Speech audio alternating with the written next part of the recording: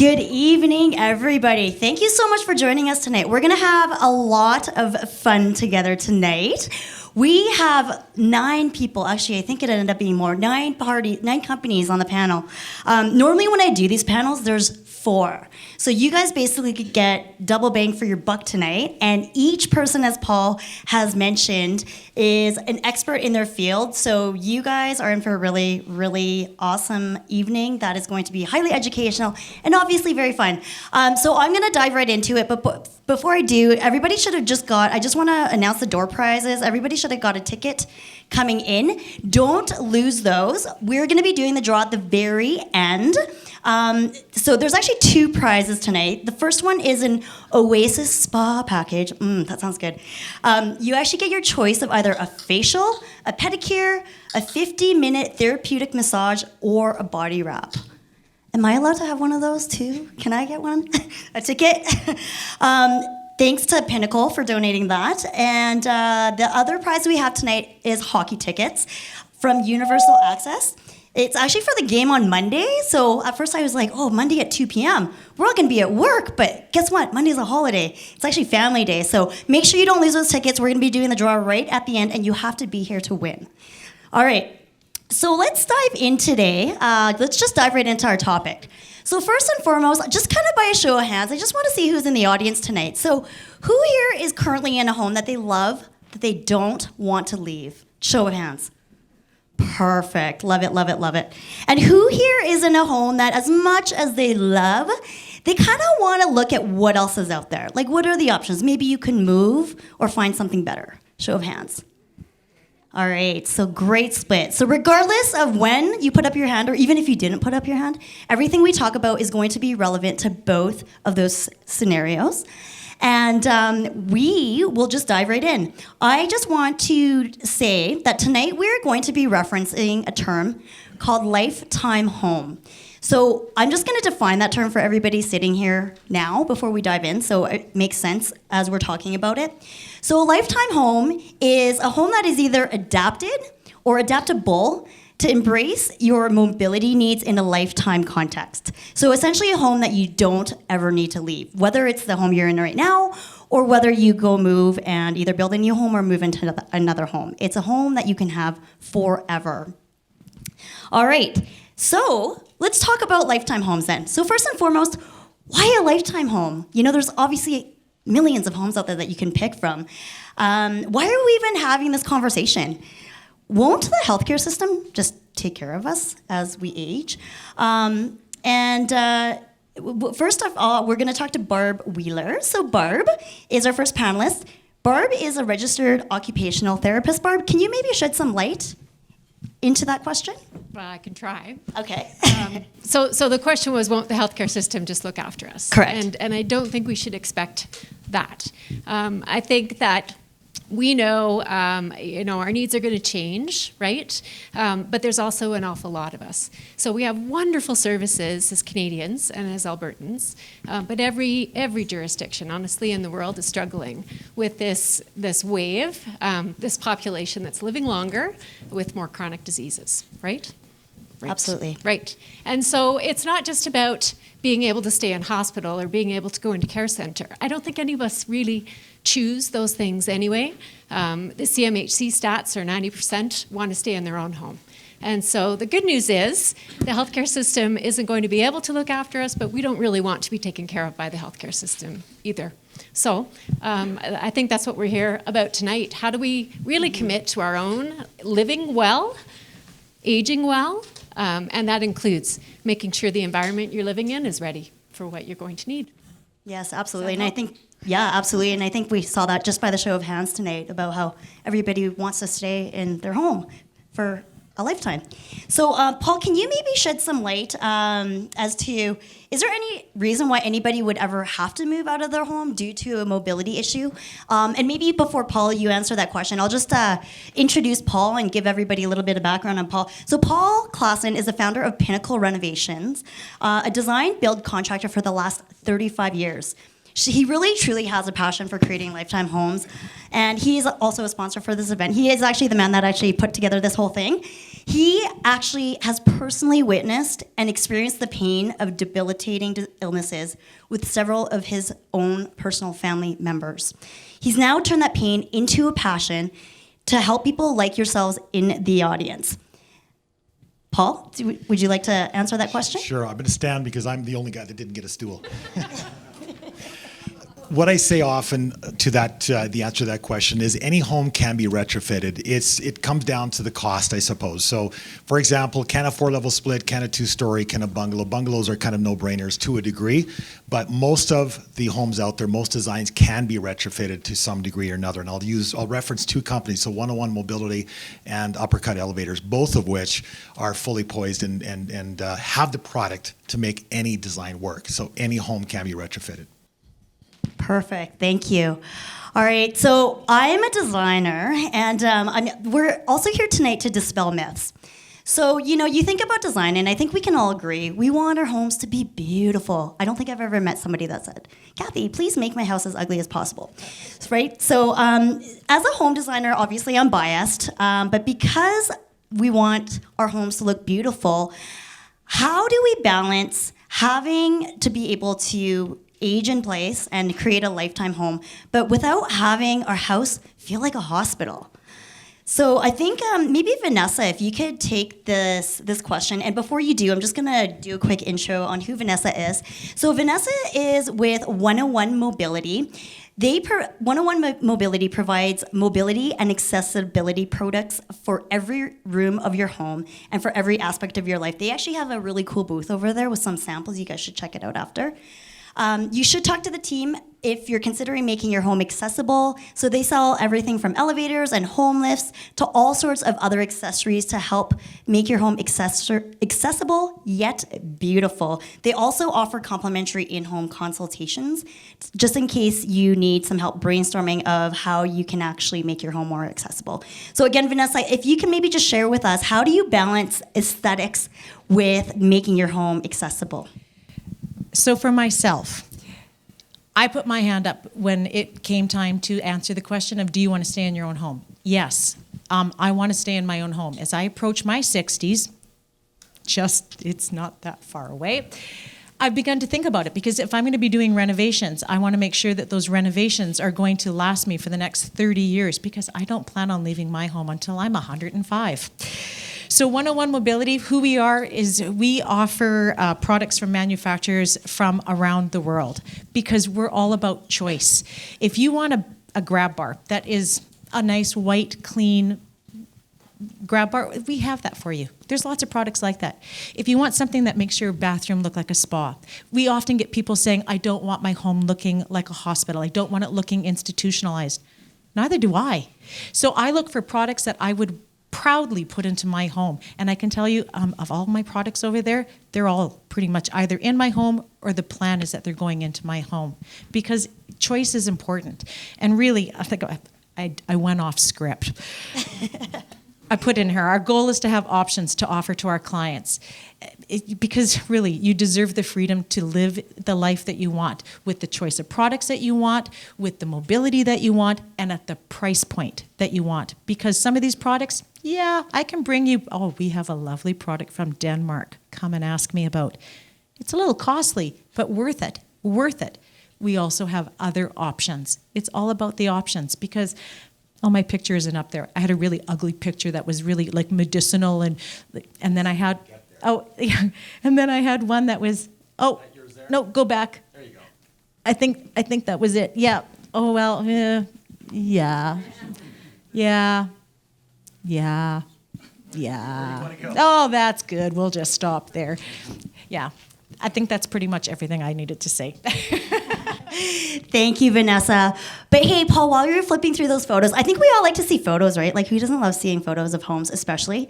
Obviously, again, I'm biased. But so, Paul, I know you had some photos of just how you can actually make a home look beautiful and accessible at the same time. So maybe now, could you maybe take us through that? Sure.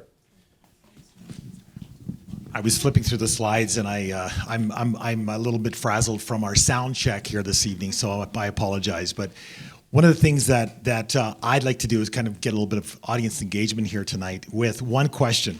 So Whoops, I've got my clicker. You want to click? Sure. Click. Right click, please. Yeah, there we go. So my question is, what features can you see here that have universal appeal? So if you were walking through with a toddler, leading him to the washroom, or you were pushing a stroller through that, or an armload of groceries, or an armload of laundry to the laundromat, or to your laundry room, what's unique? What's kind of the common denominator in this picture here? Anybody give me some feel on that? Light? Yes, sorry? No doors. No doors? Correct. So there you go, like that. So again, I'll just say this, that generous corridors, larger doorways, larger bathrooms, all of those things, larger hallways, open concept. So one of the things that we talk a lot about is open concept is not just a design feature, it is for accessibility. So if you look at that, that's the common denominator with that project. If you can just click forward, Vanessa, I'll take you to a couple more. So again, the door at the end of the hallway of this project, this one is not far from you. This is on Conrad Drive, so it's not far from all of you. But that door has a zero threshold. It goes out into, if you click the next slide, it goes out into a ramp, and that ramp goes to a detached garage. What happened is halfway through this project, this client developed early dementia. And very quickly, the client decided to renovate this home to accommodate that disease. So we put all these items in kind of on the fly. It was kind of we pivoted kind of mid-project and had to make some really quick decisions. So anyway, if you click the next slide, Vanessa, we took a patio. You can't kind of see it in the shadows there, but year-round landscaping kind of married up a screen or a privacy wall with a patio and a ramp, all of it together made this home fully accessible. So again, those are some of the things that we try to do to make it look amazing. If you look at those other pictures, if you click the slides back for a couple, anything medicinal or hospital-like from those photos? Even that one, yeah, white, I guess could be, I suppose. There you go. So anyway, sorry, we're getting a little malfunction with the slides here, but we're all good. Where's Krista tonight? Is Krista and Randy here? There you go. So, Chris and Randy, I'm going to use your project here tonight as a case study. So, Chris's project is the one back. If you flip back to the white bath. Sorry. Yes. So, one of the things I wanted to ask you here is what is both a luxury item here and also an accessible item? What covers both those criteria in that photo? Anybody want to guess? Curbless shower. Absolutely. So you can walk through, no tripping, no steps. So sorry for the long-winded response, Kathy. That's okay. I think everybody loves a photo. So, and I know Paul and I, but in the background, we were kind of condensing all of his photos. So if anybody wants to see more photos, Paul's a guy to go talk to. He's got hundreds of them. So just kind of going on the journey of just exploring aesthetics versus functionality. Let's maybe talk about a common feature that you see in accessible and lifetime homes. So just kind of by a show of hands in the audience, who here is thinking of at some point putting either an elevator or some sort of lift system in their home? Yeah, it definitely allows you to stay in the home you're in, especially if you are not in a bungalow, if you have two-story, or even just managing the steps between, where you enter your home and, go into your home and flow through your home. So let's actually talk to Andrew. So Andrew is with Uppercut Elevators, and they provide elevators and lifts with a focus on luxury, accessibility, and aging in place solutions with over 22 years of experience. So, and for everybody here today, if you want to talk to Andrew after, I know that he does in-home consultations for free. So Andrew, the question I have for you tonight is, can you just shed some light on some of the customization options for elevators? Because sometimes when we think of elevators, we think of, those ugly metal ones that you see in like commercial buildings, like, ooh, who wants one of those in their house, right? So Andrew, maybe can you help us shed some light on that? Yeah, definitely. We were talking about there, I've been doing this for a long time, and in that time period, I've done some pretty unique elevators. Sometimes people want everyone to know they have an elevator in the home. Other times people want to hide the elevator behind just a standard household door. So those are really both options. You can have sliding elevator doors on there. That can be stainless steel, painted, even glass. You can have complete glass hoistways. There's some other pitches, but they're back there on the booth too. So we did one that was in a spiral staircase. So the actual elevator itself was shaped like a piece of pizza going up in a spiral staircase. So it fit into a very small footprint, but it gave them exactly what they needed. We can customize the size, the length, the width, the height, all different types of shapes that you can imagine we've done in the past. What's really becoming common right now is that glass elevator. People really want to put it into their home as a feature. Actually, is there one up there? Nope.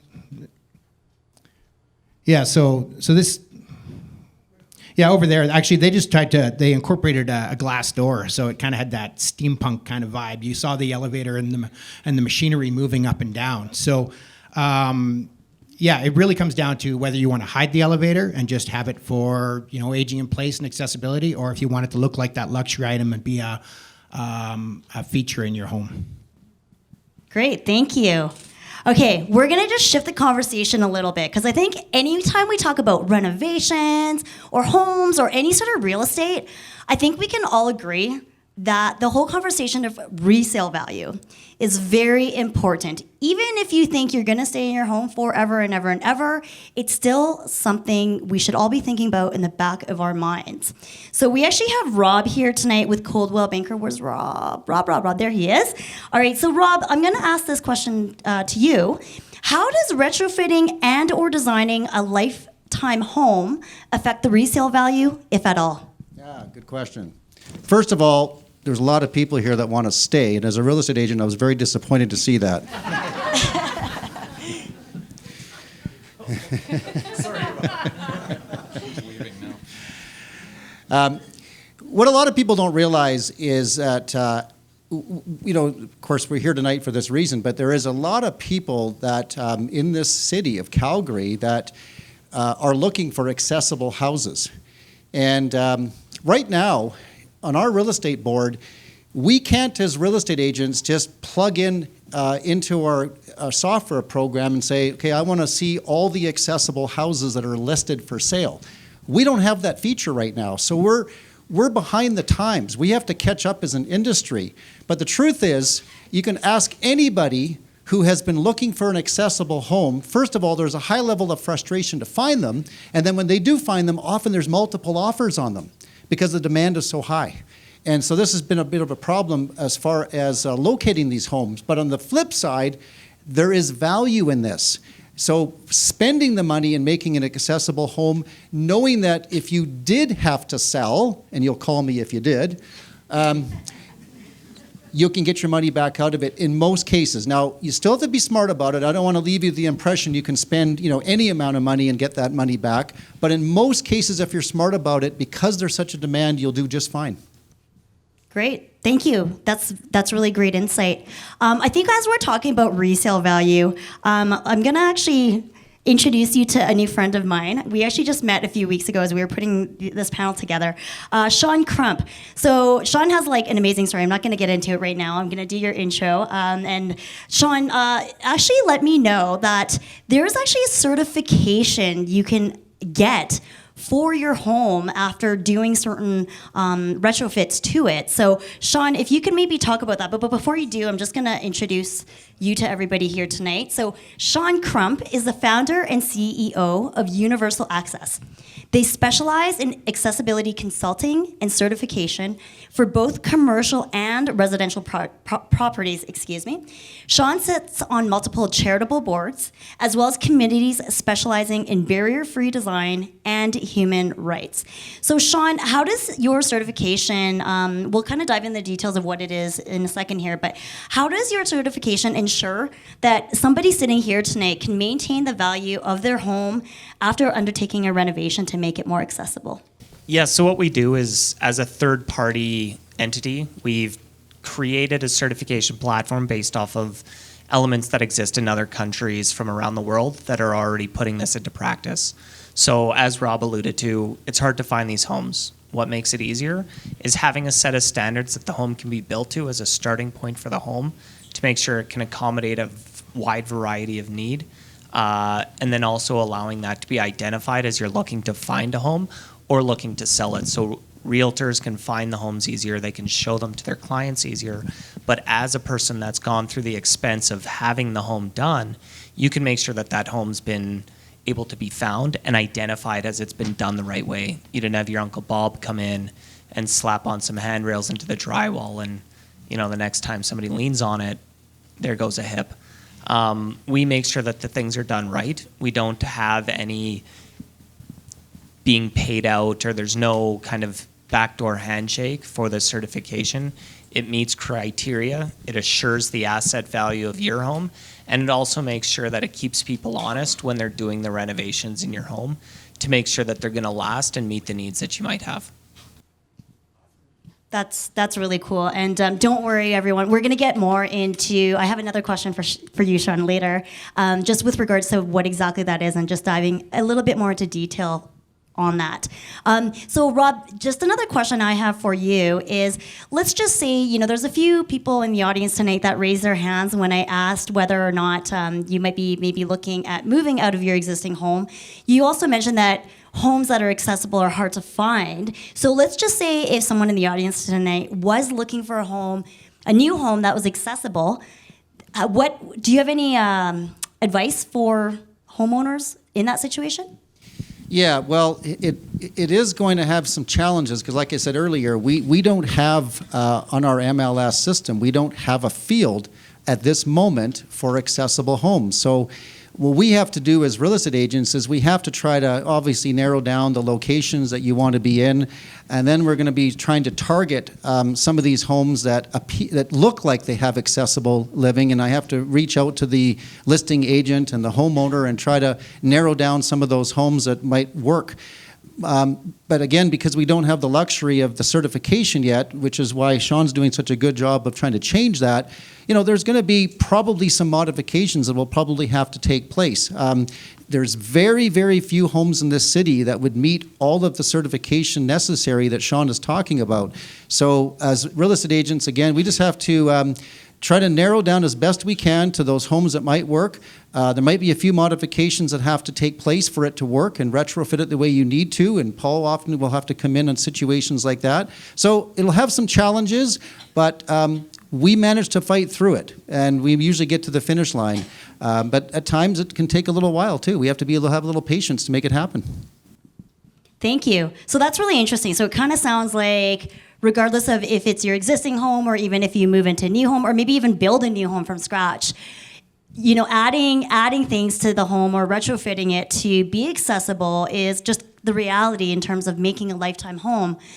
So maybe for this part of the presentation, let's maybe dive into some of these details and look at what kind of features that can go into a home to make it a lifetime home.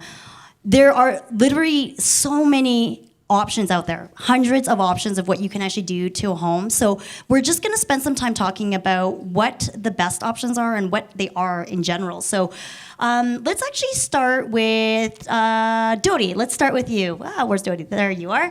Okay, so Dodi, you, in my opinion, kind of see everything. So the reason why I say that is Dodi is with Chip Reverse Mortgages. She helps homeowners 55 years and over release the equity in their homes so they can use their funds to retrofit and live safely and comfortably in their forever homes. She provides the financial advice on how to access that tax-free always sounds good, equity in your home. And so she would be the gal to talk to, but she kind of sees it from like a higher level, lots of different types of projects. So Dodi, maybe can you shed some light and provide some examples of enhancements that homeowners typically undertake and based on all of your years of experience? Sure. Oh, it's working. I wasn't sure. So with Chip Reverse Mortgages, we've seen a lot of people that want to stay in their homes but are unable to because they need to make some changes so that it's easier for them to get around. So we've done refinancing so that they've been able to have showers that they can walk into with the grab bars, with the seats on them. We've done stair lifts, we've done elevators, we've done inside and outside elevators if that's what they're looking to do. We've had a lot of people that just need extra money to do medical care, to have people come in to help them every day with their grooming needs, with their cooking, their cleaning, their medication. So we've been able to help them, get in touch with Nurse Next Door or any other of those people that help them through their lives. We've also been able to have the doorways widened, because sometimes when you're in a walker or you're in a wheelchair, you cannot use the existing doorways to get around. So we've been able to get the doorways widened. We've had accommodations made in the garage so that they're able to get from the garage into the house again using a ramp. So for a lot of people that don't want to move, they want to stay where they are, there's a lot of things that they need to take into consideration even before they get to this stage, as you were talking about previously. So they've come to us and say, okay, this home I've paid into it my whole life. I think it's time for it to pay me back now. I want to take up my equity from it. I want to be able to make it accessible until the day that I'm no longer here. So we're here to help with those situations. Great. Thank you, Dodie. That is a lot of different things and a lot of different options. So, Paul, I'm going to ask maybe you the next question, since you are the renovator / builder in the room. I think it's always great to talk about the options, but the reality is we all want to know, how much does it cost? So, so maybe, Paul, can you share with us kind of the top 3 renovations that you are seeing where you're getting the biggest bang for your buck, and maybe just shed some light. I know it's hard to give like an exact dollar amount, but maybe even just an approximate range of costs that one could expect. Sure. I am going to use my cheat sheet, so apologize for that tonight. But what I talk about typically is ramps, handrails, and low-profile door thresholds are really inexpensive. I talk in terms of hundreds, thousands, or tens of thousands. So that's kind of how I talk about budgets with clients. If it's 10,000 or increments of 10K, that's kind of how we roll with some of those retrofits. But just to give you an example, when you're ordering a new door for your front door, that home that I mentioned with the ramp had a 0 threshold door. It costs you no extra for our dollars difference on a no threshold door. You've got no lip now. If you're rolling through in a wheelchair, that makes a big deal. Or a walker, if you're pushing a walker, that's a pretty big deal. Or if you have any mobility issues in your lower body, those are things to deal with, but that are marginal in cost. So if you could ramp it up to tempered glass and powder coated handrails, those run into thousands of dollars, of course.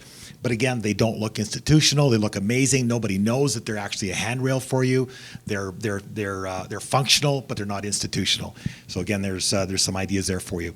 The other thing that I want to mention is One-on-One Mobility actually rents ramps. So Vanessa's company. So let's say you have a hip surgery, or you do something stupid like I did last weekend, and go skating with my grandkids and fall hard. I'm limping right now. But if I'd broken my hip, I'd be in trouble, wouldn't I? So I could rent, as a temporary mobility issue, I could rent a ramp from Vanessa's company, which is really cool. And we're talking, dollars difference. One thing I say here on my little cheat sheet is less than 1 month's rent in an assisted living facility would take care of many of the things that I'm talking about today. Okay? I can go on, but is that enough? I think that's great, Paul. Okay. Thank you. And again, we're all going to be here later for questions, so we can always do deeper dives into questions.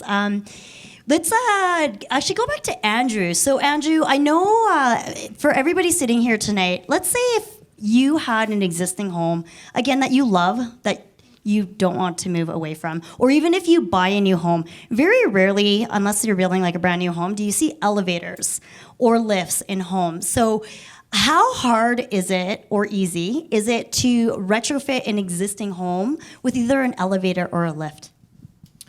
Well, lifts are really easy because like a little stair lift, we can just mount that on the stairs and there's no issue doing anything like that.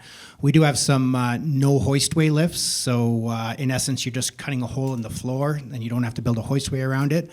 But more common solution would be to retrofit the home to put an actual elevator in it if you're really looking at your lifetime home. Stair lifts and some devices like that, yeah, they may be fine for today, but what does tomorrow hold, right? So our motto is kind of you hope for the best, but we plan for the worst when we're doing these type of renovations. So retrofitting elevators into homes, that's probably accounts for about 45% of the elevators we do. So we're probably retrofitting, 2 or 3 elevators a month into someone's home. Of course, you need to deal with a qualified contractor, Pinnacle. But because what we do is we take care of the elevator and everything involved in that, but we need someone who can do the engineering and take care of drawings and that type of thing. So we do offer actually some unique products on the elevator side that don't require a pit or a machine room, because the last thing you want to be doing is jackhammering out that 45-year-old concrete in your basement, right? So we can land right on the slab.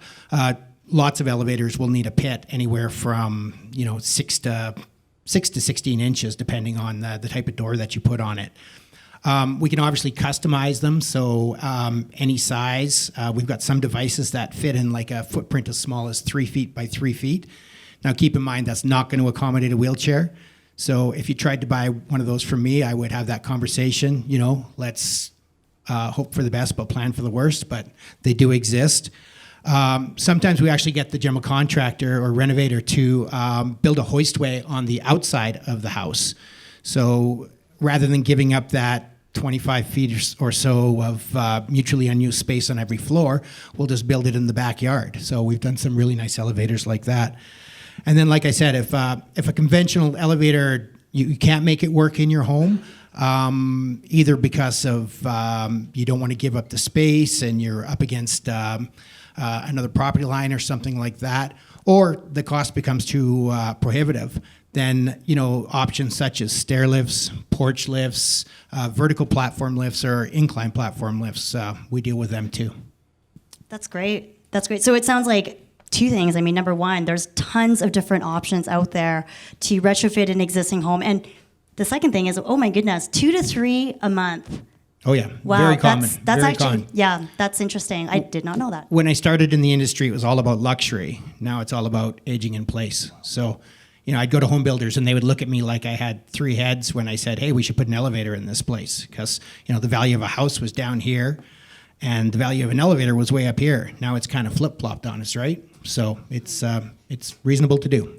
Yeah, okay, that's great. And I just wanted to say, from the custom home design side, because that's obviously, I'm a home designer, I would say now, I actually did it was interesting, an article, an interview with the Globe and Mail, I think it was about 5 years ago, and I was talking about how, nobody puts elevators in their homes. You can actually still see this Globe and Mail article. It's out there somewhere on the internet. But now, today, I would say about 90% of the new homes that we're actually designing actually have an elevator. And if not an elevator, roughing in for an elevator. So having the space allocated already in advance in your home, so that in the future, if you want to put one in, it's really, really easy to do. So in working with our clients, when we have conversations like that, I'm just going to ask a question that I get asked all the time, but you're the expert. So I'm going to let you take this question. So what happens if your power goes out in your house, or if the elevator or lift breaks down? Talk to us about that a little bit. Okay, well, it is a very common question. I will tell you, in 22 years, I can count on less than one hand of how many times I had to evacuate someone from an elevator. And the reason for that is we do a lot of preventative measures to make sure it doesn't happen. So number one, we're an elevator and lift company. This is all we do. We have factory-trained technicians. In our company, there's probably 110 years of experience of guys who've been doing this. We're core certified for safety, so we do things right. We don't try to be too diverse. We're very focused. The other thing that hardly anyone ever talks about, because it's not sexy at all, is the drive mechanism, right? So the drive mechanism in the elevator, that's what you should be doing your research on. So typically out there, you can have drives that are either hydraulic, traction counterweight, screw drive, or cable and drum. So cable and drum is a little bit Mickey Mouse, and I haven't dealt with those for probably 15 years, but it's kind of like a winch pulling you up and down, right? So who wants to be in that, right? So primarily your decision is between a hydraulic elevator and one of the fully electric ones. Hydraulic elevators have hoses, seals, cylinders, valves. They need machine rooms. So these are all things that can cause you grief down the road. And I can tell you, I've seen a lot of seal replacements, a lot of valve issues with hydraulic units. So I tend to stay with a traction counterweight or an Acme screw drive. I just find it's a lot more reliable. So that's one of the first things that you can do. So failures do happen. You're not necessarily stuck in the elevator, but maybe there is a problem. And the best card you can play, or the best card you can have, is the fact that you can always get a hold of us. So we offer after-hours service, weekend service. We're not a 9-to-5 business. So that's your first thing. So on that note, let's put let's put a phone in the elevator, right? So you can call us if you need to, if you've got an issue.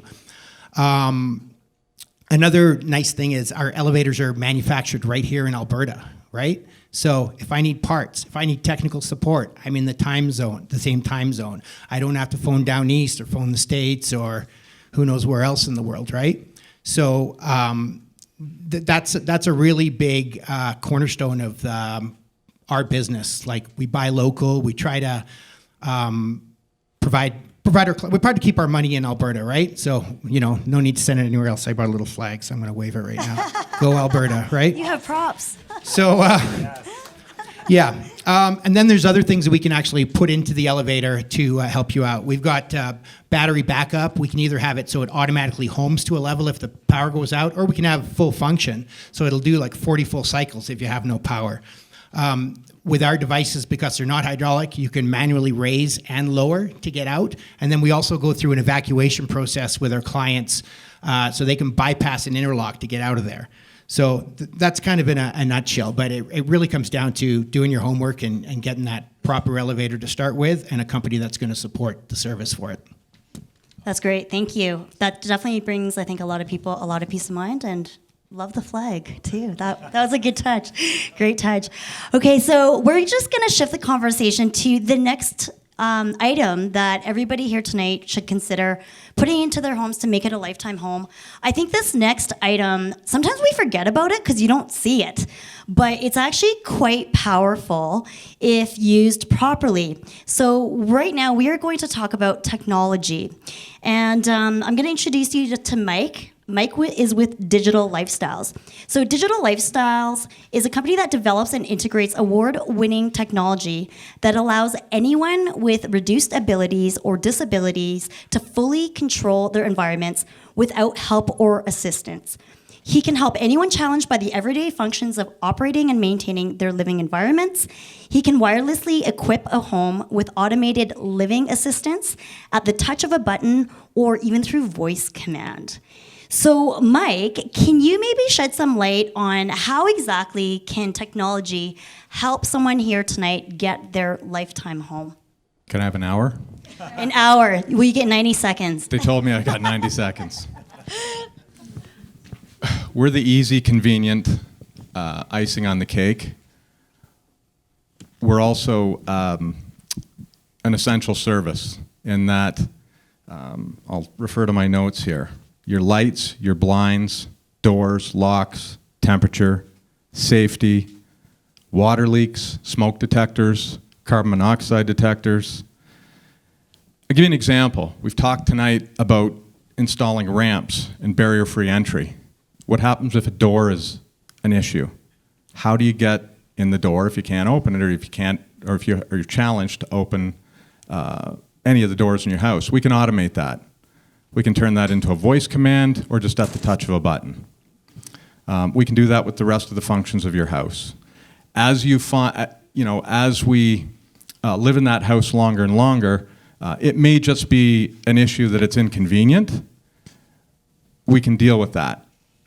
Like your lights. I'll give you another example, for instance. Water leak detectors. Under sinks, kitchen sinks, bathrooms, it would give you an alert, or somebody else, a family member, an alert that something's happened. For people that lock and go, and maybe you go south, we can provide solutions that allow you to monitor your own home. Would you like to see who's at the front door when somebody comes knocking before you go out there? Would you feel more secure if at the touch of a button your house locked itself up at night? If somebody forgets to do things, we can actually automate that so that the house does it for you. You don't actually have to remember anymore. So you tell me what you want done, and we'll make sure the house does it for you. And we can do this on a retrofit or new construction. It's very easy. That's great. Thank you. You're welcome. Okay, so now I actually have a confession. So I'm actually not that technologically savvy.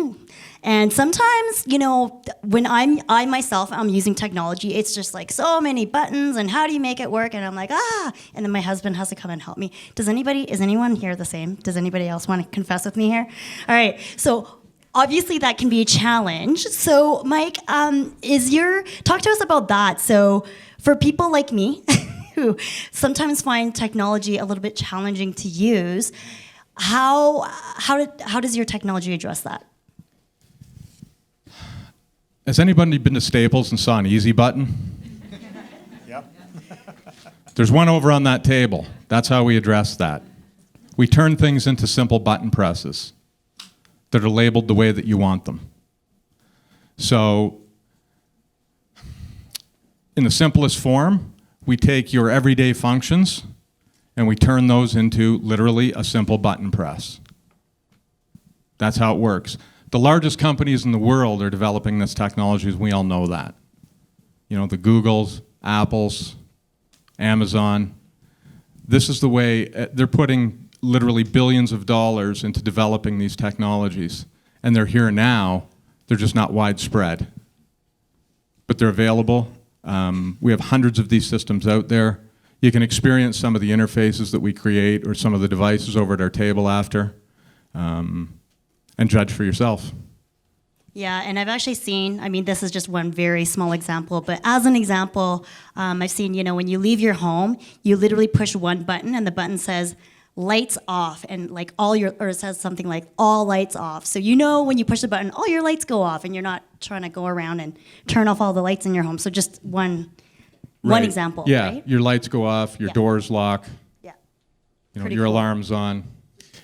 Mike, can you also address the fact that you have mobile backup, so you actually can log in and address to your point, Kathy, technology malfunctions. You did it in my house last week. That wasn't a malfunction. That was a defective user. I'll agree. All of the systems that we do are serviceable from our office. In other words, we don't have to actually attend a site or your home to fix something or know what's going on. We can actually dial in within 30 seconds and we can make changes or corrections, again, if there happens to be a defective user. We can fix that for you. We try to simplify these things and work with you so that it's things that are meaningful to you in ways that you understand. And I'm not going to say that there isn't an educational portion to this or a learning curve, but it's a very simple learning curve. For everybody to use. Great. We don't have to put you back to school. Thanks, Mike. All right, so moving on to the next item to consider when you're retrofitting your home to be a lifetime home is certification. So we talked a little bit about that with Shaun earlier. Shaun addressed that. But now let's maybe circle back to you, Shaun. And can you maybe just give us a little bit more detail with regards to certification? So how does that certification fit into everything that we're talking about right now? And what types of needs and or disabilities does your certification ensure it accommodates? Yes, of course. Again, as we say, we're the third-party entity to make sure that things are done and done properly. We didn't create the standards that exist. We utilize them from other countries. So we know that smarter people than myself have addressed these things, validated them, and then incorporated them. We are kind of looking at the bones. So, making sure that the house has an elevator shaft in it, whether it has the elevator or not, that exists so that the cost of putting an elevator in is mitigated and the practicality of doing it is there for the home. Making sure that there's proper plywood behind your bathroom drywall so that when you need to put the grab rail in, you can do it to your specific specifications as opposed to having to find a drywall stud to make sure that it can hold the appropriate amount of weight when you lean on it.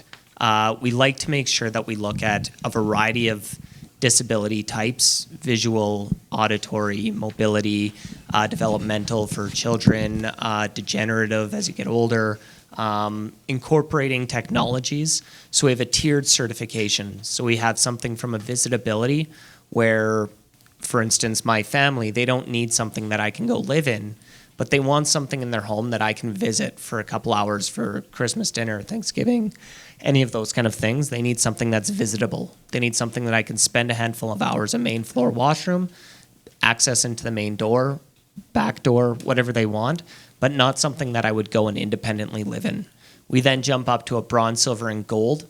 Bronze, again, is going back to that structural design standard. Silver integrating a higher level of intuitiveness, as well as design elements that we incorporate in, again, mitigating the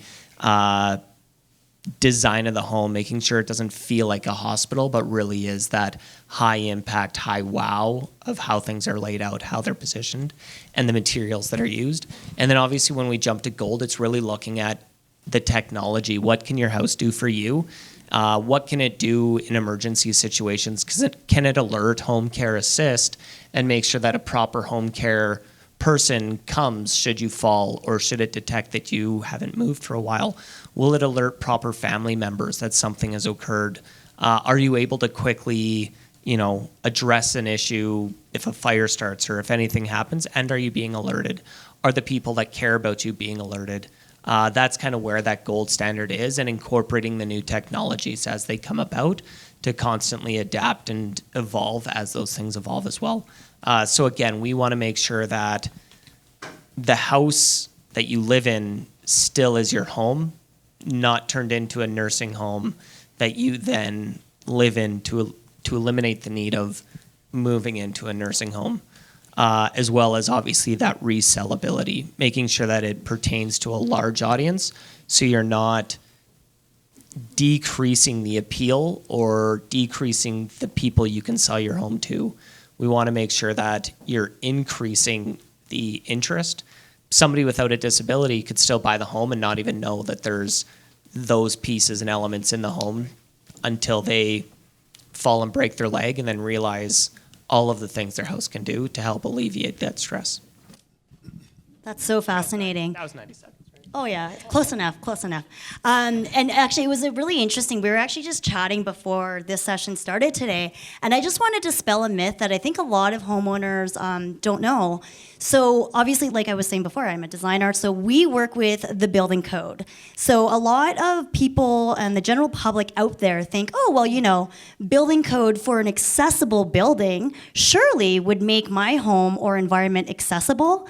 So to some degree, there is truth in that. However, that being said, it is like bare bones, basic minimum. And we had this conversation where, you can't really rely on the building code. It's going to give you like basic stuff. So, maybe you can get in with a wheelchair, but it doesn't go beyond the very, very basic minimum needs. So again, I think that's why what you're doing is so cool, is to be able to have a higher standard for accessibility and the different levels of standard as well.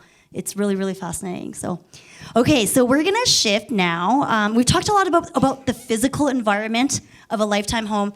Let's shift our focus to more the well-being and the emotional needs of taking care of someone in a lifetime home. So, where is Chuck? Chuck, there you are. Okay, so we're going to talk to Chuck next. So Chuck, I have a question for you. So Chuck is the owner of Home Care Assistance. So Home Care Assistance is a non-medical premium home care company that services Calgary and surrounding areas. For those who might need independence or have a family member who needs independence. What's really cool, I actually just found this out tonight, is that Chuck will actually, not him himself, but an RN will actually go to a home and do an in-home consultation at no cost just to assess a homeowner's needs. So thanks for joining us tonight, Chuck. Question for you. Home care, I think, is a term that we've all heard of, but can you maybe shed some more light into what exactly are the services that are available in the home from home care? Yes, good evening, everyone. Thank you. So when we're looking at home care, firstly, we talk about the caregiver. And the caregiver is doing the services in the home for the individual that needs it. So in Alberta, actually, caregivers, we can certify a caregiver, and in Alberta they're called healthcare aides, which is a different term for caregiver. They're kind of interchangeable. But a healthcare aide is someone that really has passed a provincial exam from a college, and they've become a professional caregiver. And these professional caregivers can do all these tasks that you can maybe read on the board there. So in our company, we have healthcare aides that come out and they help with everything from meal preparation, which is probably one of the most things that we do. We do light housekeeping, we do laundry. A lot of times laundry is, if you live in an older home, my house was built in 1956. I don't know if anybody else lives in an older home here, but the laundry's usually in the basement. So for safety reasons, we're doing all the laundry down there. We're doing one-on-one care, which is different than if you go into a facility. So all the care is one-on-one. And just pretty much any type of independence that somebody needs in the home is what basically we can do for services. That's great. It sounds really, really comprehensive. So there's kind of the day-to-day tasks that you address, which is great. But also I think I just want to ask a question because I think a lot of people don't talk about this, but it's definitely a consideration again. So loneliness. So loneliness and just emotional well-being is something that, is an issue. Or a very common issue, I should say, as you age. So maybe talk to us a little bit about that and how one can prevent loneliness. Sure, absolutely. Loneliness, it's a real challenge for sure, especially if you're thinking about you're living in this nice, beautiful home, and now maybe you had a spouse, and now you're living in this home alone, right? So there are some things that you can do, obviously. We always recommend, even if you can afford a pet and you can, deal with the day-to-day life of a pet. A pet is a perfect companion to have in a home. For technology reasons, I'm sure everybody now is familiar with, iPhones and FaceTime and all that. So you can always look to FaceTime, friends and family and everyone that, you might also have a iPhone. Then there are churches, there are day homes. There's lots of community resources that can provide some sort of support for, loneliness. I know at our company, we can schedule a caregiver. A caregiver can come out and they can take somebody out for coffee. They can take them to the mall. They can take someone to meet their family or their friends, right? So that can be scheduled in, care to combat some of this loneliness for sure. Perfect. Thank you so much. Okay, I have one last question, and then we're just going to take a quick 10-minute break after. So, Barb, this question is for you. So we've talked a lot about inside the home, which obviously is important, but the reality is, everybody doesn't just stay inside their homes all the time, right? So everybody has social activities, whether it's like grocery shopping or visiting friends or whatever that might be. So Barb, as an occupational therapist, maybe talk to us a little bit about how to address those needs. Sure, you're just checking if I'm still awake. That's And I am. right. And she is. Look at that. I think healthy living, healthy aging for certain is about more than just being able to manage within your own four walls, right? Loneliness is a great segue. I think we have to make sure we're connected, well connected, not just to family, but socially to friends. You talked about faith-based churches, other groups and programs. So then you have to think beyond the accessibility of your bathroom, perhaps your kitchen, even your entranceways to your community. And so to think about walkability, to think about drivability, but to challenge yourself to think about what about when you're not driving as often or at all? What are your options? Is Calgary Transit in a short enough distance that's accessible for you? And so it's just getting some of those wheels in motion. I was at a meeting the other night, Age Friendly Calgary, and there was 10 people talking about, what did they think it would take for the city to be more age friendly. And so lots of conversation about safety, but about connecting, getting out, neighbors that know you, that look forward to seeing you, that you look forward to seeing. So those are critical things. The World Health Organization has actually 9 areas that they recommend you consider when you're thinking about aging in place. Home is one of them, transportation another, things like your health and finances.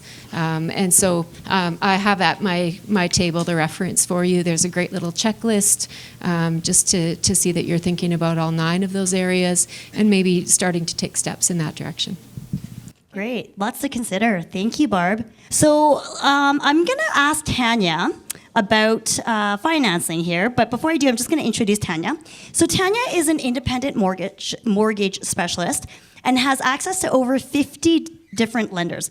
She specializes in educating her clients about the best solutions for home financing, and definitely talk to her if you require financing for your project. The really cool thing about Tanya is she's actually able to come to your home and discuss solutions with you if you're unable to come to her office, and at no expense to you. So Tanya, thank you for joining us tonight. Can you maybe just touch on what financing options are available to homeowners who want to renovate their homes into a lifetime home? Hello, good evening. There are a few financing options available depending on your specific situation that will allow you to renovate your home and make your home a lifetime home. You can look at refinancing your current property, whether you have a current mortgage or maybe your home is free and clear. You can do that as a home equity line of credit, so you can tap into 80% of the value of your home, and you can opt to just make interest-only payments on that loan.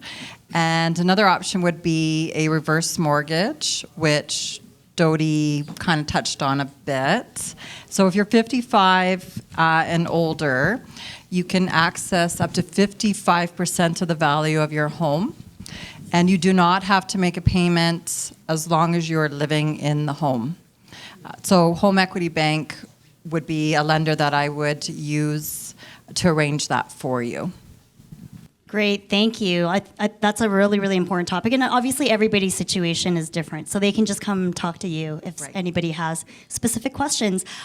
So obviously the financial side is important, but so is time. You know, obviously time is money, and just time frames in general. So usually when you look at any sort of renovation or home project, everybody wants to know, how much is it gonna cost? How am I gonna finance this? And also, how long does it take? So my next question, let's see, who can answer this? Ashlyn, where's Ashlyn? There you are, Ashlyn. All right, so maybe you can help us with this question. Ashlyn is also with the 101 team. So when you're planning and executing your project, how far in advance should you be planning ahead? And we have a cord snag. Here, take my mic here. That's okay. Hello, so I am Ashlyn with 101 Mobility here in Calgary. Vanessa is actually my mom. We're a family-owned business. And the question was, when is the best time to start planning my mobility or my accessibility needs? So for those who are familiar with the show Frankie and Grace, there was a recent episode this season where she experiences some mobility issues in a rather comedic way, in the bathroom, I should say. And while the episode is very funny, it is very real for a lot of people. So planning for accessibility is like planning for a vacation. The sooner you start doing your research, the more options you're going to have, the more deals you're going to find, and the less stressful the whole thing is going to be. Accessibility is a vast world with a lot of products out there for you, and there is a lot to choose from. So if you're even starting to think about these kinds of products in your home, being proactive is the best thing that you can do for yourself because it will save you time and stress and money. For example, maybe the next time you're thinking of doing a home renovation, particularly in the bathroom, you could have your walls skinned with plywood before you put on your tile so that down the road you can install your grab bars anywhere you want instead of having to open those walls later. And I think I know somebody here who can help with that. Thank you. Paul, I think, yes. But Paul would be an excellent option for looking into something like that down the road. Thank you. That's a great tip. And honestly, plywood behind your tile or drywall or whatever, it's really, really inexpensive to do now, but Yes. expensive to do later if you're trying to do that, right? It's a lot more expensive and time consuming if you have to tear open the walls, put the wood behind, and then reclose them just for a grab bar. Yeah, 100%. Kathy, All do you right, mind thank if I just segue into that? Yes, Because please. we just finished a project with 101 Mobility, and it's literally $500 or less when you're renovating your your bathroom, skinning the entire wall with 1/2 inch or 5/8 plywood.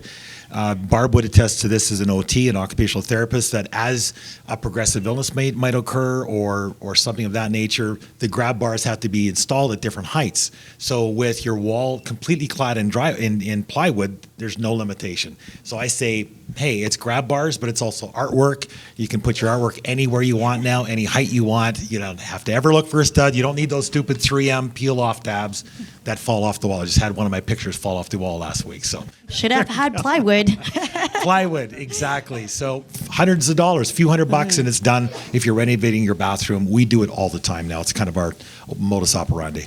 Great, thanks, Paul. And just speaking of Barb, I know you had some thoughts to share with regards to timeframes of when one should start thinking about their needs. I think the short answer is today. Right? That's a great answer. Yeah, it really is so important. I think, I spent 25 years working in healthcare, and I feel like I just encountered most people waiting too long to think about what they might need. So get going, start educating yourself, and I think Ashlyn's just said it so well. The more time you have, the more options you can consider. You need to weigh those trade-offs, and it just time's a great benefit, I would say. I think of some of the elderly clients that I visited in their own homes, did home assessments, and some were of the philosophy that, don't borrow trouble. Like, let tomorrow take care of itself. I'll deal with it when it happens.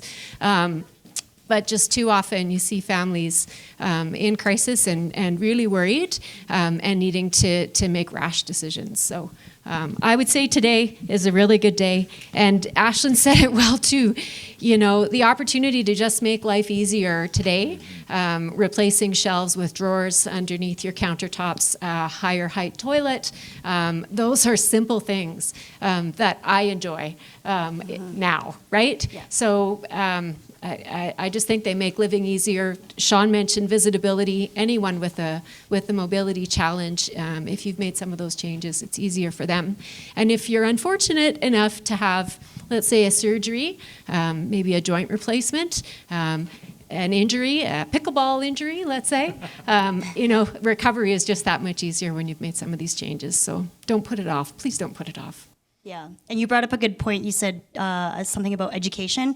Education is free, so it doesn't cost any money, and we're all here today to help educate everybody in this room. Right. So now, just on the subject of timing, this is a little bit, we're deviating a little tiny bit, but just kind of back to the technology conversation, Mike. So with technology, we've all heard of technology that comes and it goes obsolete. When we're thinking about putting technology in our homes, what's the risk of that particular technology going obsolete? That's actually a great question. What time is it right now? 90 seconds. It'll be obsolete later tonight. I'm just kidding. Yeah. The reality of that is that I wouldn't say it's obsolete. I would say technology progresses and it gets better. So what is installed or what's in your house today will work as it was intended for as long as you're going to need it. Does that negate something better coming out in a year or 2 years? It doesn't. We try to build our systems as best we can so that they're scalable, that you can take advantage of those improvements without a cash outlay. Software updates, that's a big one. So essentially, what you do today will function as it is intended for years and years or decades, with the ability to make improvements or incremental improvements as they happen. I can't tell you that some life-changing technology isn't going to be here in 5 years or 10 years. There's a good chance that it will be, we'll just address that when it happens. But again, it's not like what you have today is going to stop working. It will continue to do those functions with an onward and upward trajectory after that. Okay. Does that answer that? It does. Thank you. Now let's maybe come back to you, Chuck. We talked a little bit about home care, and home care is kind of one of those things where you kind of only think about it when you have to do, let's say laundry or making meals day to day. But home care in the context of just like, when should we think about home care in the context of the overall process? Can you chat about that? Sure. I think that actually at our break, it was kind of striking to me, but I think that a lot of people are kind of wondering maybe what is the cost of home care, right? Because we're talking about costs and living in your home. So maybe this is what I'll do is I'm just going to review. Maybe there's really only 4 options that families can work with when they're getting a professional caregiver into the home. One is Alberta Health Services. They offer free home care, okay? You can access this home care by simply even dialing star 811, or is it just 811? Just 811. And you'll get set up with a case manager, and a case manager will come out, and they'll do an assessment on you, and they'll deem how many hours that you'll receive from the province. So we recommend that to everyone, and even if you're leaving the hospital, Transition Services usually hooks you up with home care. So that's probably the first thing. There's some other programs that AHS has with self-managed care and that. You can talk to me over at my booth about that. But I would say that would be probably the first step. Then there's agencies like ours. So our cost for service is $35 an hour. That's what we charge per hour. We usually have somebody in the home for at least 3 hours a day. Okay? And they're usually in the home during the week, 3 times a week. So you can do the math on that, right around $100 a visit. 3 times is $300, $1,200 a month. So to live comfortably in your home, to have somebody come in, do all those things in your home, that's probably an average cost of what you're looking at. Now, the third option would be just to do it yourself and hire somebody from Kijiji or the newspaper or whatever. Maybe not the newspaper, but yeah, what's that? But anyways, you could hire privately. Now, there's some risks in that because as an agency, what we do is we take all the risk. We do the WCB, we insure, we bond, we do police checks and all that. But you can do that yourself too. So the cost for somebody that would be from there could it be anywhere from $20 to $25. So there's a cost savings there. Ultimately, you're taking on all that risk though, right? And you're doing all that work. If that caregiver shows up sick, there's no replacement. With our company, there would be, right? So that's kind of a difference between hiring, somebody that's not a professional and then coming to an agency. And the fourth option really is family. And obviously that's the cheapest option out there is family, but you might not be a certified or professional caregiver, and then you can also get into this caregiver burnout phase, so you got to really watch out. But really, I would say for the options for families out there, those are the 4. If you'd like to speak to us more about that, just pop over to the booth here. Really good insights. Thank you. Thanks, Chuck, for sharing. Now, we're just going to do a couple more questions that I'm going to ask, then I'm going to turn the floor over to all you lovely people in the audience and transition into our Q&A. Paul, do we have a wireless mic for the Q&A? Can we get one set up, if possible, over the next couple questions? If possible. So back to the questions. Let's talk about certification just one last time, Shaun. So let's just say one of our lovely homeowners in the audience goes through this whole process of renovating and they would like to get the certification. So how does a homeowner ensure that after all of that, their home is actually certified?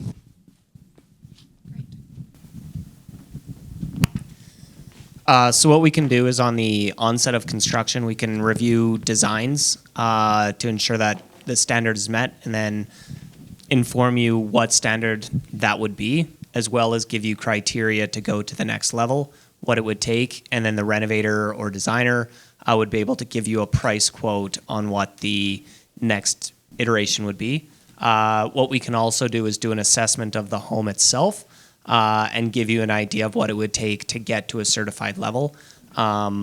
And currently we're actually looking at working with a licensing agreement. So a lot of home buyers have to get the home assessed or choose to before they purchase a home to find out all of the issues with it. These home assessors would actually use our criteria, come in, do an assessment of the home and let you know kind of where you stand and what you would need to do.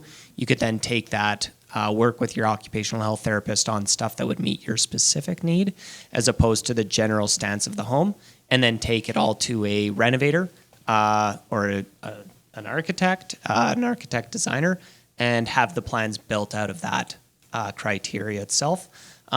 If you've already had the renovation done and you just want to get it certified and backed, we can do an in-house assessment and provide a certification based off that as well. Great, and that's really great. I would think too that just having that certification would help a homeowner navigate all these different options that are even out there, right? Like it's almost like a checklist where you say, okay, I'm gonna have these things and maybe not these things, but you're addressing the main things. Great. All right, so we're gonna wrap. My last question is going to be for Paul. So Paul, you are obviously a renovator, as we all know. I know that you have some builder secrets, is what I'm going to call it, surrounding accessible design that most don't know about or recognize as accessible initiatives. However, these all immediately solve mobility challenges. So this is pretty cool. Should we play a game? Should we see rapid fire? How many of these can you do in 90 seconds? That'd be kind of fun, right? Yeah, I'm jumping through my cheat sheets, but I'm just going to go from memory here. So just what I do every day. It is what I do, but just I alluded to it with the slides that were up there, and that is, maybe I'll stand up. Some of you are having, I'm a little lower than I'm supposed to be, but things that builders have implemented for years now, and most people don't realize they are actually an accessible item, and that's open concept. When you think about walls down, it just allows maneuverability. I would say that I'm going to say upwards of 95% of the projects that we take on, accessibility is a part of the question or kind of part of the dialogue, but the open concept is a must. Everybody wants the walls down, no matter how old or how new the home is. So that's kind of a builder secret for sure. It's just understood. But then if we talked about the plywood lining the bathroom walls prior to drywall, you wouldn't know that. It's a builder secret. It's behind the wall. Nobody knows that. But what a great product, or what a great solution for the things that we've already talked about. The other thing is wider doorways. It's so minimal. We just finished a project that, by the way, the slides coming up here, there's a renovation tour coming up here in a month that you all can visit, but it's an actual home that we just retrofitted. And again, the client wanted it more visibility. So to Shaun and Barb's vernacular, it's visitable, but it's also accessible for this client for the next number of years. So we did 36-inch doorways. Again, how much cost does a 36-inch doorway cost from a 30-inch? Right, Randy? Nothing? Like, it's dollars difference. So now to widen the doorway, yeah, it's about $600 to widen the doorway, because we're taking the framing down, drywall, electrical, and then buttoning it all back up. But still, that's a fairly inexpensive solution. Again, a builder secret would be to do those 36-inch doors throughout. A couple of other things I would suggest is corridors. So something I'm a big advocate of and a big proponent of is corridor width. So if you think about it, how many people in this room are two-cook kitchens? How many spouses both people cook? All right. So how fun is it to be crowded in a 36-inch corridor? Somebody's lying? All right.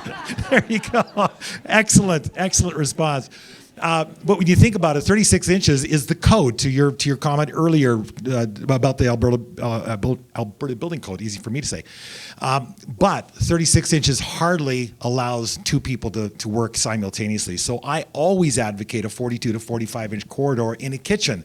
And it's maneuverability, it's ease of motion, all those kinds of things. Again, that's a builder's secret. You wouldn't know it walking in. All these elements I just addressed are all accessibility elements. They all allow you to live in your home for life, hence the lifetime home concept here tonight. That's a few. That's a few. That's perfect. And you know what? This is a great segue. So now we're going to open up the entire panel to questions and answers. Did we get a wireless mic? Perfect. So maybe what I will do, I'm going to grab that wireless mic from you. And if anybody has a question, they can put up their hand and I'll come to you with the mic. Or if you want to do it, you can do that too. He's going to do it. Okay, perfect. And before we do that, thank you for your help. Before we do that, does everybody have a ticket for the draw? Oh, yeah. Because if you don't, please put up your hand and we'll just make sure you have one. Because we're going to do the draw in Who about does 10 not- minutes. So these folks do So, not have a. yeah. Do not have So we have some helpers back there who's going to get tickets, you ladies. tickets. If you can bring some tickets. All right. Raise So- your hand high. Raise your hand high if you don't have a ticket. All right. These are too good to pass up. 2 spas and 2 flame tickets. Yeah. Yeah, Okay, none so of you now we will qualify. open up the floor to question Q&A. Oh, now we have hands up. I don't know which ones are tickets and which ones are questions. Let's get the tickets first. Can we sorry? quickly disseminate tickets? We got a whole lot of people walking around with tickets. Keep your hand up if you don't have a ticket. There's one up here, Jeff. There's one right here. One up here. 2. We have 2. Lady there. One right here as well. Perfect. Okay, I think we have everybody. Okay, so All now right. hands up means you have a question. Hands Okay, up. so the lady in the striped shirt.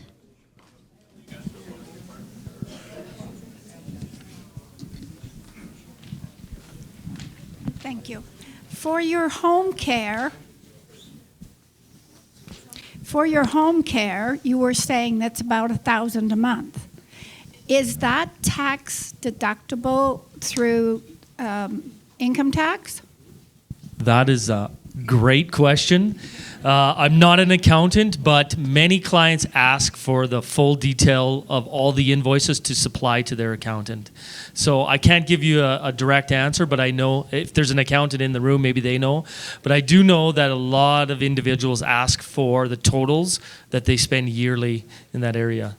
One thing to add that I've run across, and I mention it to as many people as I can, if you look into T2201, it's a tax rebate for disability services and medical equipment. So it's T2201. Can I add something to that? Our accountant was telling us that if you go to any accountant,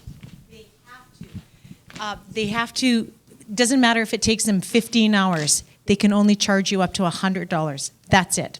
And so if you take it in and you say, I need to get some money back on my taxes, here are all my mobility needs, my health needs, they have to help you. I'll add one more thing too there. Accessibility lifts are GST exempt as well, so you're not paying any extra dollars on there. Great tips. Great tips. Thanks, guys. Gentleman over here has a question.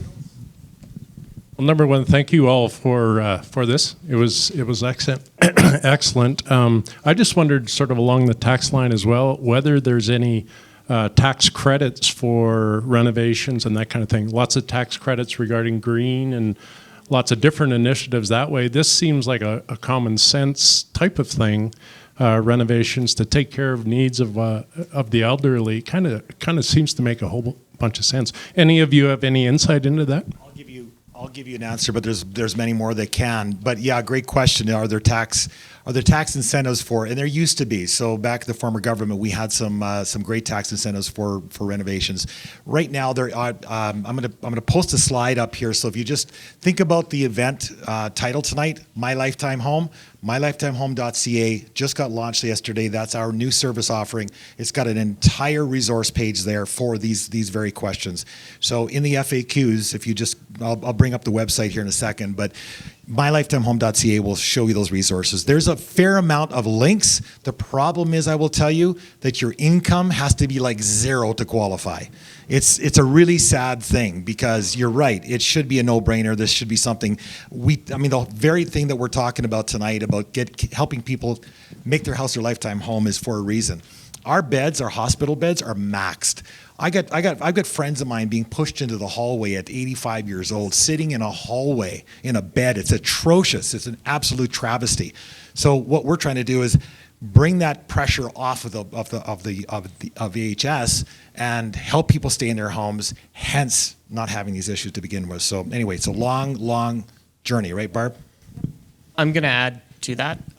What we've done as well to create more emphasis behind the certification platform is we've built a business case to present to the provincial government and federal government about the cost of these long-term care facilities that are going to need to be built, the lifetime of them, what happens once the next generation comes up that can't fulfill all the beds.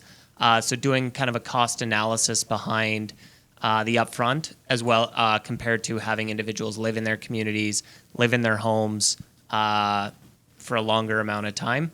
And then with that, use it to leverage those types of incentives to create opportunity for people to live in their homes longer, easier with those types of incentives. So it's coming, hopefully. It's great. There's a gentleman in the blue shirt there with a question. Hi, thank you all for being here, and this is very fascinating and great growth opportunity because 55 or 55 to 75-year-olds is the largest population in Calgary. And so as a person who wants to be an advocate in the gerontology field, I'm wondering if there is such a tool or a chart where one could go and get all the information about everybody in the different industries, such as I know Kirby News has information, Me Retirement Live-In, Prime News, Prime Time, all these different.